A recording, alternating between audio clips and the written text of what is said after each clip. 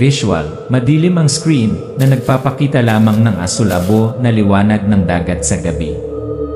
Isang matandang bangka ang umiindayog sa alon. Unti-unting lumalapit ang kamera, dumausdos sa ibabaw ng mga tuyong mansa ng dugo sa sahig na gawa sa kahoy. Pagsasalaysay. May mga gabi hindi lamang itinatago ng dagat ang pagkawasak ng barko at ang mga lihim nito. May mga gabi ibinabalik nito sa atin ang mga bagay na hindi na dapat pinayagang bumalik. 2 oras 31 minuto, 4 oras 30 minuto. Ang crescent moon ay kumikinang sa itim na tubig kung saan lumulutang ang isang payat na figura. Ang bawat banayad na alon ay itinataas at ibinababa ang katawan na parang sinusubukang itago ito ng mas malalim. Pagsasalaysay.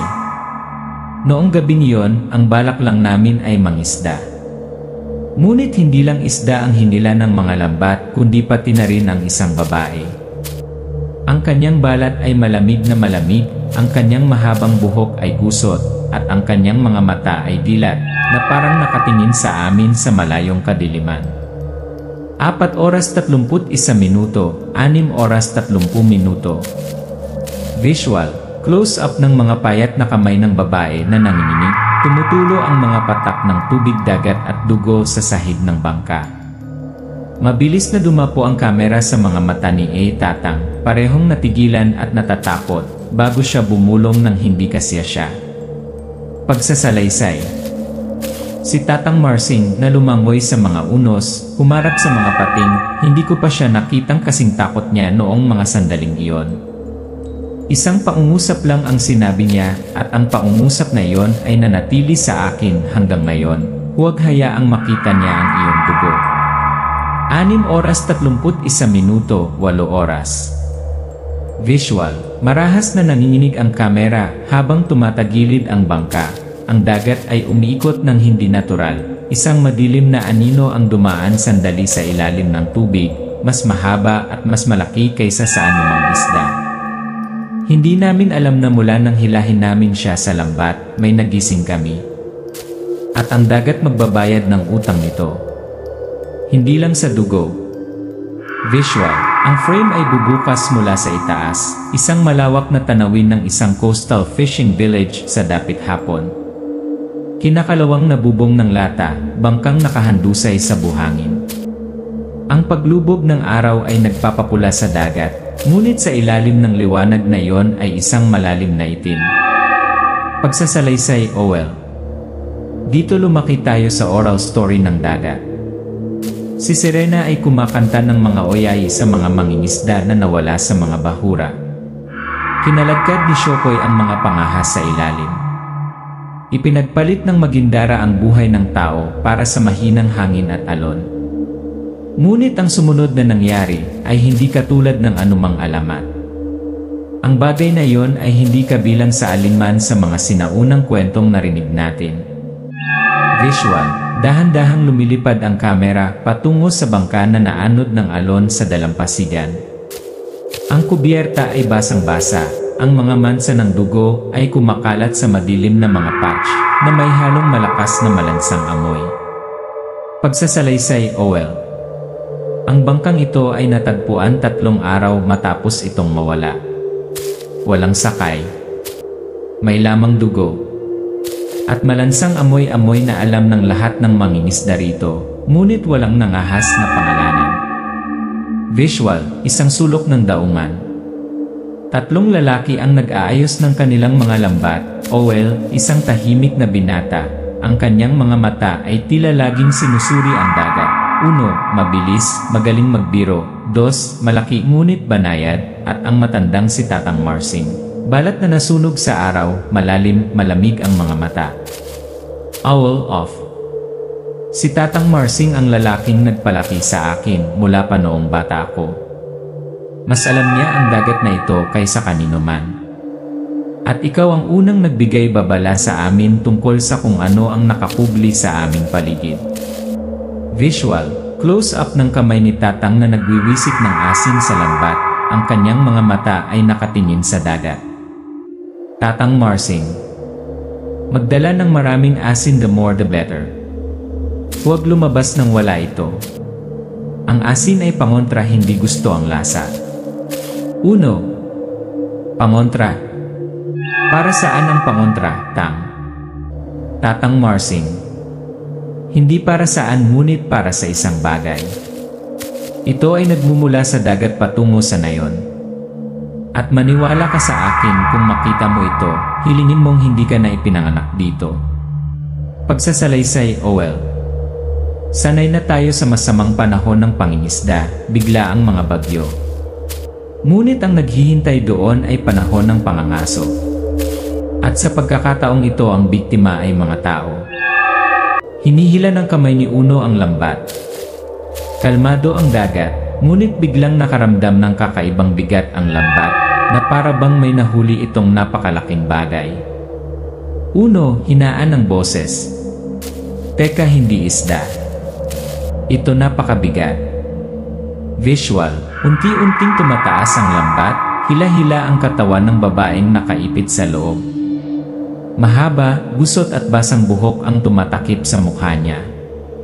Ang maputlang balat ay kumikinang na asul sa ilalim ng liwanag ng buwan. Mahahaba, malalalim na sugat na parang kuko, maputlang dugo na may halong tubig dagat. Pagsasalaysay, Owel. Kanina pa ako nakapulot ng mga nalunod na katawan. Pero ito iba. Buhay siya, mahina ang paghinga niya, parang isang hininga na lang ang pipigilan niya. At yung mga sugat na yon, hindi ko pa nakitang natamo sa hayop o tao. Visual, ang batang babae ay inilagay sa gitna ng hawakan ng bangka. Humakbang si Tatang Marsing, nagdilim ang mga mata, nanginginig ang mga kamay habang nagwiwisik ng asin ng pabilog sa katawan. Tatang Marsing, low voice. Huwag hayaang dumampi ang dugo sa sahig at huwag alisin ang iyong mga mata dito. Visual, kinaumagahan. Si Alona, ang nailigtas na batang babae, ay nagising sa kahoy na bahay ni Owel. Ang liwanag sa mga bitak ng mga tabla ay nagdulot ng isang maputlang mukha, ang kanyang malaki, matingkad na mga mata ay malamig at malayo. Alona, pabulong. Salamat, ikaw isa lang akong isang marino na sa kasamaang palad ay nakatagpo ng bagyo.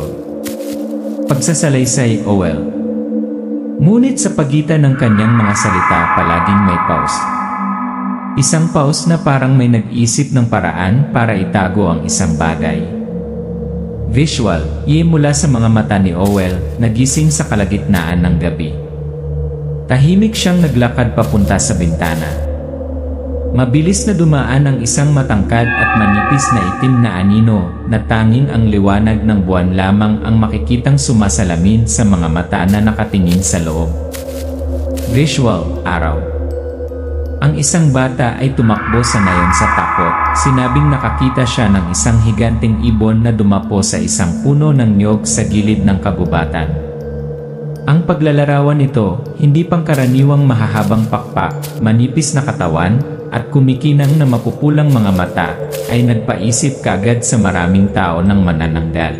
Isang aswang na maaaring hatiin ang katawan at lumipad upang manghuli sa gabi. Pagsasalaysay, Owel. Mabilis na kumalat ang chismis. Ang ilan ay naniniwala na si Alona ay hinahabol ng bagay na yon. Ang iba akala niya siya yon. Visual, dalawang natatanging paksyon ang nabuo. Ang mga naniniwala na si Alona ay biktima, naawa sila sa kanya, na sinasabing ang kanyang mga pinsala ay patunay na siya ay nakatakas sa mga kamay ng aswang. Ang mga naniniwalang si Alona ay isang banta, sinabi nila na ang kanyang hitsura ay kasabay ng misteryosong pagkamatay ng mga alagang hayop at dalawang pagkawala sa nayon. Tatang Marsing bigla. Hindi na kailangang makipagtalo. Isa lang ang paraan para malaman ang katotohanan at kapag alam mo na, huwag mong pagsisihan.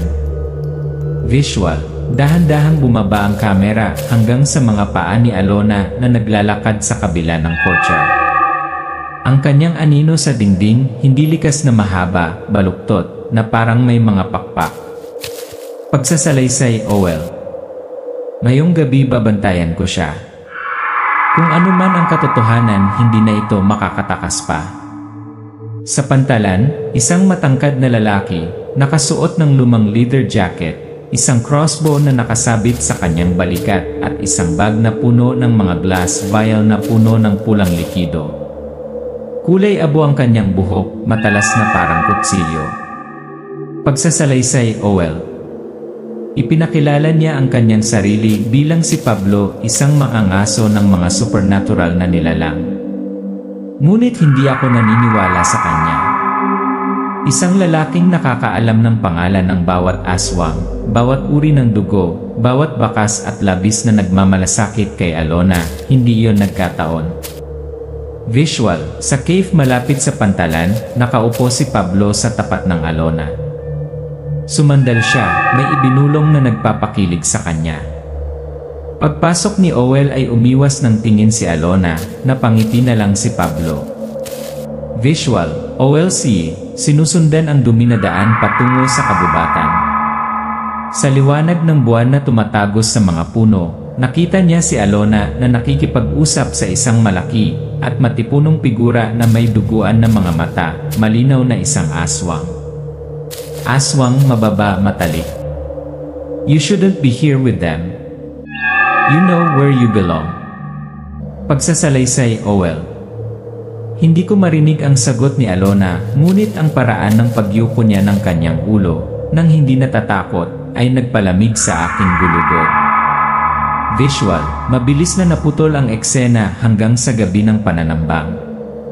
Nagpatrolya sina Owel, 1, 2 at Tatang Marsing sa gilid ng kagubatan gamit ang mga oil lamp. Mula sa dilim, maraming kakaibang hugis ang nagsimulang lumitaw. Kubot, mahabang buhok na parang mga ugat ng puno na nakaunat para balutin ang mga binti ni Dos, hinihila siya patungo sa mga palumpong. Wakwak, mga higanteng pakpak na napunit sa hangin, lumilipad mula sa itaas. Ang mga kuko ay naglalaslas sa mga sagwan. Hanagog, isang payat na halimaw, nakabuka ang bibig sa mga tainga, lumukso mula sa lupa. Ang mga pangil ay bumabaon sa balikat ni Uno. Visual. Sumugod si Owel para putulin ang buhok ni Kubot, pinalaya si Dos ngunit inatake siya ng hanagog mula sa likuran.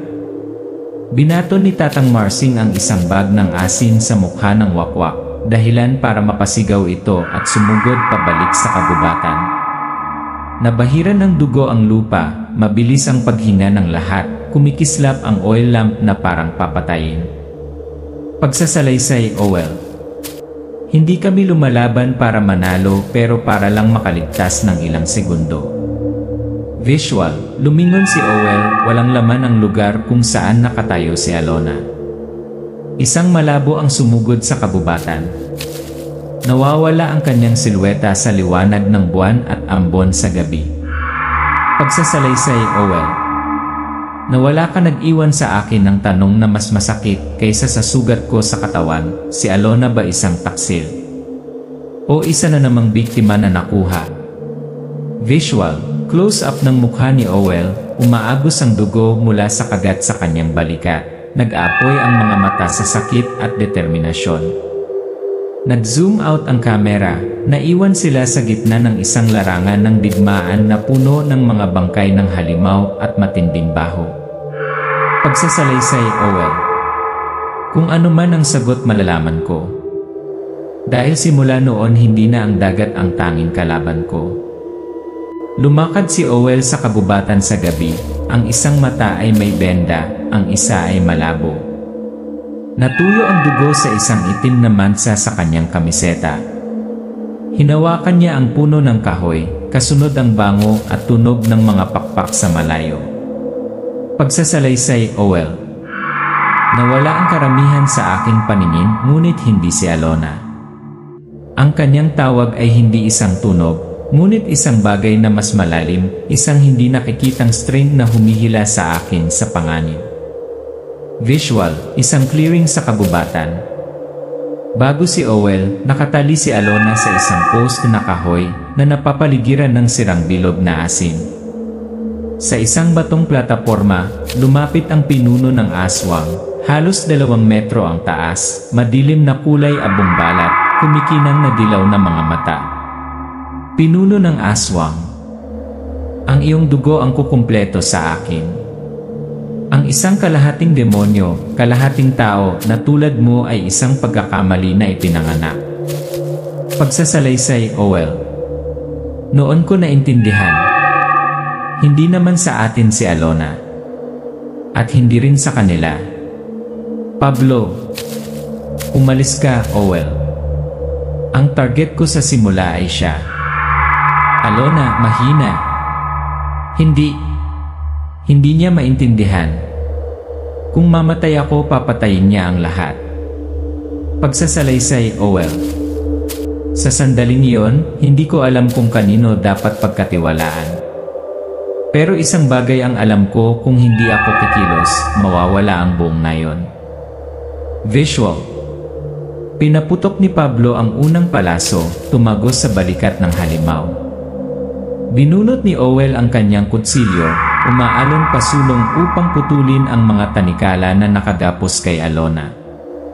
Inilunsad ni Alona ang isang umiikot na sipa na nagpapakita ng lakas na higit pa sa lakas ng isang tao. Ang kanyang mga mata ay kumikinang na pula, ang kanyang mga kuko ay mahaba na parang raptor claws. Pagsasalaysay, Owel. Siya ay tunay na hybrid. At iyon ang dahilan kung bakit gustong sirain siya ng dalawang mundo. Visual, ang magulong labanan. Hinawakan ni Pablo ang binti ng wakwak gamit ang alambreng basa ng asin.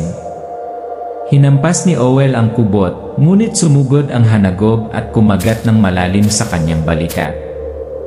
Bumulwak ang dugo, humahalo sa amoy na pumupuno sa hangin. Haharapin ni Alona ang pinuno ng aswang. Bawat suntok ay kasing bigat ng martilyo, bawat suntok ay yumanig sa lupa. Visual, napaluhod si Owel, hawak ang namamagang sugat, mga ugat na umaagos sa kanyang liig na parang itim na ugat. Mabilis na kumakalat ang lason ng hanagob. Pagsasalaysay, Owel. Alam ko. I don't have much time.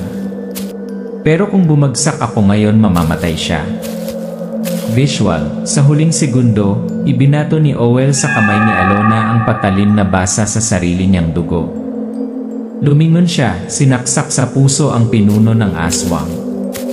Isang sigaw ang pumutok sa kagubatan, at ang katawan ng halimaw ay natunaw sa itim na usok. Pagsasalaysay, Owel. Hindi ko matandaan kung kailan ako bumagsak, ang alam ko lang ay ang huling pagkakataon na nakita ko ay ang mukha ni Alona na nakasandal sa akin. Ang kanyang mga mata ay parehong masakit at mabangis. At alam ko biktima man o pagbabanta, pinili niya ang aking panig. Isang maliit na silid, maputlang liwanag ng umaga na sumisinag sa mga punit na kortina. Nakahiga si Owel sa bamboo bed, maputla ang balat, nakapikit ang mga mata. Sa mesa, halos walang laman ang mga bote ng halamang gamot. Pagsasalaysay, Owel, nakakaalala ng boses, malayo. Sabi nila mabubura ng mahabang taon ang lahat. Pero sa panaginip ko, naririnig ko pa rin siyang tinatawag ang pangalan ko gabi-gabi. Visual, pumasok si Alona, nakalugay ang mahabang buhok, kalmado ang mukha, ngunit kumikinang ang mga mata na may malalim na bagay. Umupo siya sa tabi ng kama, hinawakan ang kamay ni Owel. Alona, pabulong. Nangako ako at binayaran ko. Pero buhay ka, Owel, yun lang. Visual, isang mabilis, flashback na eksena. Lumuhod si Alona sa harap ng isang higanting anino sa kakahuyan, pulang simbolo ng dugo na iginuhit sa lupa. Ang kanyang kamay ay umaabot bilang kapalit ng asul na liwanag na tumatagos sa katawan ni Owel. Pagsasalaysay, Owel. Hindi ko alam kung anong ginawa mo, pero alam ko, simula noon, hindi ka naganap na bahagi ng mundo ko. Visual, makalipas ang isang taon, medyo nakarecover na si Owel, kahit malabo pa rin ang mga mata. Magkasama sila ni Alona sa hagdan ng kanilang bahay, nakatingin sa dagat. Magkadikit ang kanilang mga kamay, ngunit wala sa kanilang mga ekspresyon ang ganap na mapayapa. Owl. Labas na tayo pero bakit pakiramdam ko hindi pa tapos? Alona. Dahil tama ka. Ang kadiliman ay hindi nawawala. Naghihintay lamang ito ng tamang sandali upang bumalik. Erea, ang tunog ng alon ay biglang lumakas. Isang mabigat na kumpas, parang mga higanteng pakpak na tumatama sa tubig. Visual, dahan-dahang nagpan ang kamera mula sa likod ni Owl, tumayo siya, lumakad ng ilang hakbang papunta sa buhangin. Sinasaklaw ng pilak na liwanag ng buwan ang alon ng dagat. Pagsasalaysay, Owl. Wala akong makita pero naririnig ko ito ng malinaw boses nito. Visual, close-up ng mga mata ni Owl, malabo, ngunit ang mga pupil ay pumipikit na parang nakakaramdam ng panganib. Ang tunay na pag-ibig ay hindi namamatay ngunit gayon din ang kadiliman.